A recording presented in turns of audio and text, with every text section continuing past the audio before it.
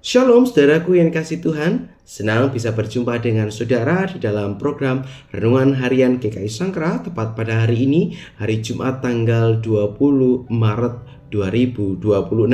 Mari saudara dimanapun saat ini saudara berada, kita bersama berdoa memohon hikmat dan tuntunan dari Tuhan. Bersama kita berdoa.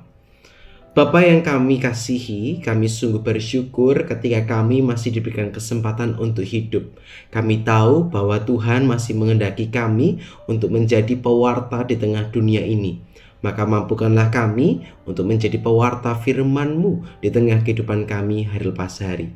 Bersabdalah ya Tuhan di tengah-tengah kami, sebab setiap kami pada saat ini sudah siap untuk mendengarkannya. Di dalam nama-Mu Tuhan kami Yesus Kristus, kami berdoa dan memohon. Amin. Saudaraku yang kasih Tuhan, mari bersama kita akan membuka firman Tuhan yang tercatat di dalam Yehezkiel pasal yang ke-33, ayatnya yang ke-10 sampai dengan ayatnya yang ke-11 yang berbunyi demikian. Dan engkau anak manusia, katakanlah kepada kaum Israel, kamu berkata begini, pelanggaran kami dan dosa kami sungguh tertanggung atas kami, dan karena itu kami hancur. Bagaimanakah kami dapat tetap hidup? Katakanlah kepada mereka, demi aku yang hidup, demikianlah firman Tuhan Allah, aku tidak berkenan kepada kematian orang fasik, melainkan aku berkenan kepada pertobatan orang fasik itu dari kelakuannya, supaya ia hidup. Bertobatlah dari hidupmu yang jahat itu. Mengapakah kamu akan mati, hai kaum Israel? Nah, saudaraku yang kasih Tuhan, bagian ini merupakan satu bagian yang Tuhan berikan kepada umat Israel. Bagaimana ia memberikan sebuah pengharapan bagi umat yang telah jatuh di dalam dosa. Nah, namun saudaraku yang dikasih Tuhan, ada satu pertanyaan yang sangat jujur di dalam pembacaan kita hari ini. Itu tercatat di dalam Yehezkiel pasal yang ke-33 ayatnya yang ke-10. Bagian terakhir di sana dikatakan, bagaimanakah kami dapat hidup? Nah, saudara, pertanyaan ini bukan hanya dimunculkan pada saat umat Israel mengalami kejatuhan pada zaman Yehezkiel, tetapi pertanyaan ini pun juga menjadi muncul di tengah kehidupan kita saat ini. Saat kita melihat hidup kita yang penuh dengan kesalahan, kehidupan kita yang penuh dengan kegagalan, kehidupan kita yang begitu suram dan kelam, maka seringkali muncul sebuah pertanyaan, apakah masih ada harapan untukku? Menariknya, Tuhan tidak menjawab atau merespon dengan memberikan penghukuman bagi umat manusia, tetapi ia justru berkata bahwa ia tidak berkenan pada kematian orang fasik, melainkan supaya orang-orang fasik dipanggil untuk berbalik dan hidup. Itu yang dicatat di dalam ayat yang ke-11. Maka hal ini menunjukkan hati Tuhan yang sebenarnya, bahwa ia bukanlah Allah yang kejam, yang menghukum, tetapi dia adalah Allah yang memanggil setiap kita untuk berpulih, untuk bertobat. Nah, saudaraku yang kasih Tuhan, firman Tuhan di dalam Yehezkiel justru menegaskan bahwa masa lalu itu bukanlah penentu akhir. Dikatakan dalam bagian ini, orang benar bisa saja jatuh, dan orang yang berdosa bisa saja berbalik.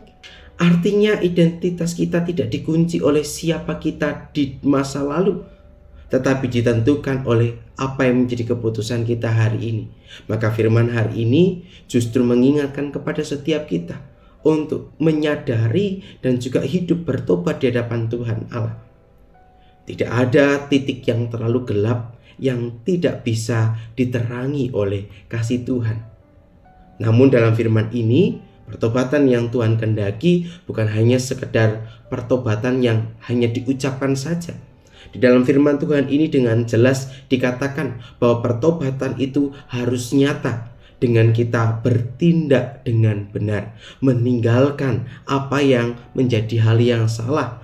Kita tidak lagi berkubang di dalam kehidupan dosa, tetapi kita mengalami sebuah perubahan hidup, perubahan arah hidup yang sungguh-sungguh.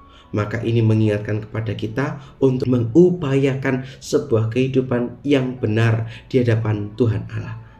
Saudaraku yang dikasihi Tuhan, seringkali kita terjebak di dalam rasa bersalah atau penyesalan yang kemudian membuat kita hanya diam di tempat oleh karena segala kesalahan kita. Padahal Tuhan meminta setiap kita untuk terus menyesali setiap perbuatan kita, dan Ia mengundang setiap kita untuk berbalik kepadanya.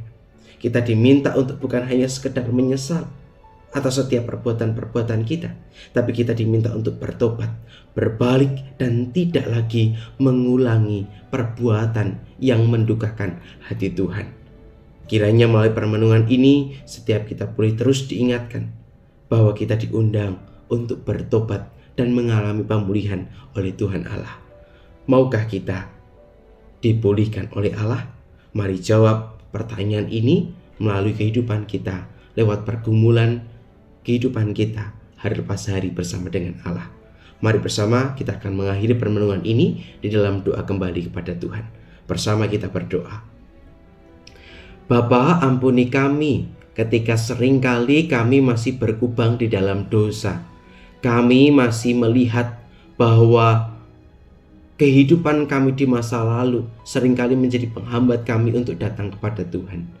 Biarlah firman ini boleh menegaskan kami bagaimana Tuhan Allah terus mengundang kami untuk bertobat dan berpulih.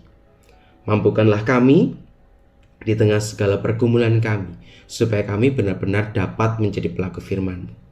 Terima kasih Tuhan, kami yang lemah ini menyerahkan seluruh kehidupan kami seutuhnya ke dalam tangan cinta pengasihan Bapa.